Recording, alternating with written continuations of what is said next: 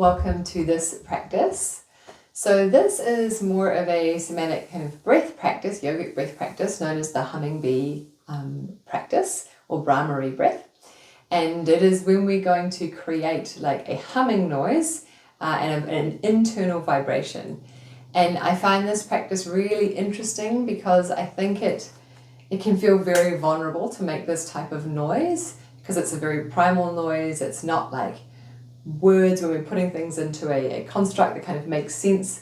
It is something that's just coming from within us. There's a real authenticity and vulnerability about it.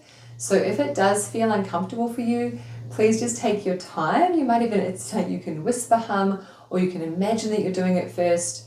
You might just listen to me for a few times, and then when it feels really ready and you're excited to do it, maybe you start to make that sound. But it is not something to be rushed or forced on yourself. You want to work with your system in your own time.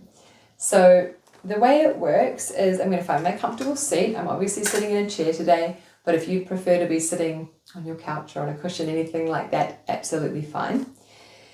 In the full practice, there is a mudra with the hands as well, where you block the ears and cover your eyes. I won't be showing that today, but if you really love this practice, there are ways to kind of go deeper with it by taking out more of your senses, basically, so you're very internal. And you can close your eyes or just keep a soft gaze. But the idea is I breathe in fully. On the exhale, I'm going to hum with my mouth closed. So,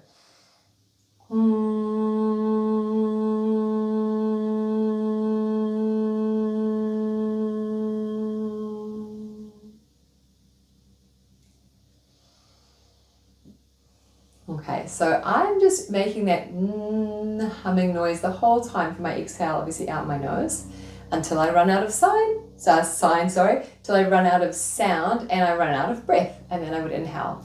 I don't want to go so far that I'm then like for the next breath. We want to feel kind of spacious. But when you're first working with breath, and especially if you notice the exhale is a little more challenging, just make sure you're not, it's like over exhaling where it's a lot of grabbing for your next inhale. Then you would intentionally make your exhale shorter. So there is a smoothness into your next inhale. And it's really, really important when you're working with breath practices that we never force. I cannot emphasize that enough.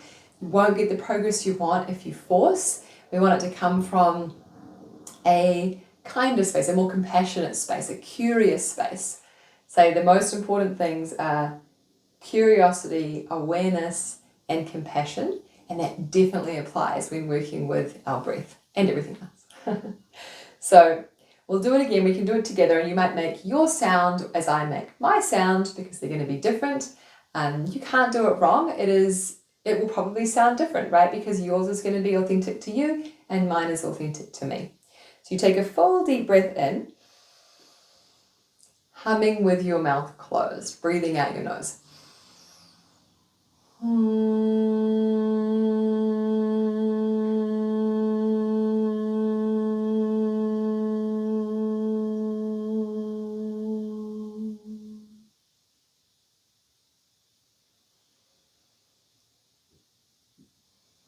Beautiful. Whether you did it or not, right? You're on the journey.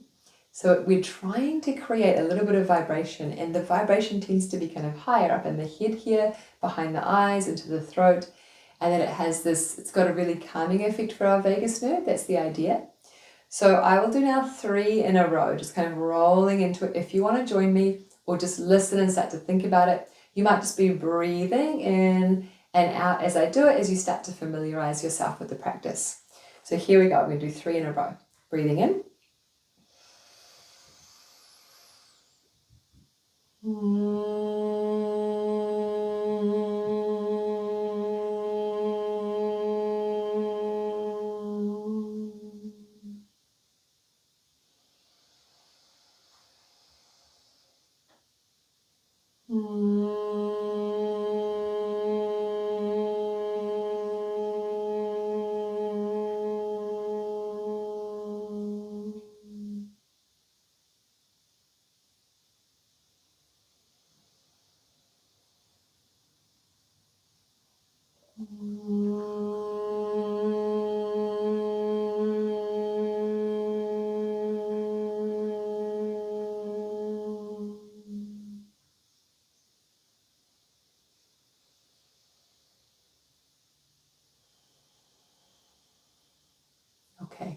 Well done, whatever you ended up doing.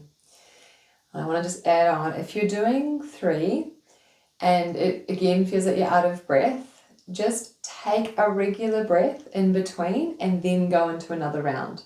So 1 humming bee, 1 normal breath, 1 humming bee. And once you get to it, try and do 3. Of course you can do more, but 3 is a great place to start.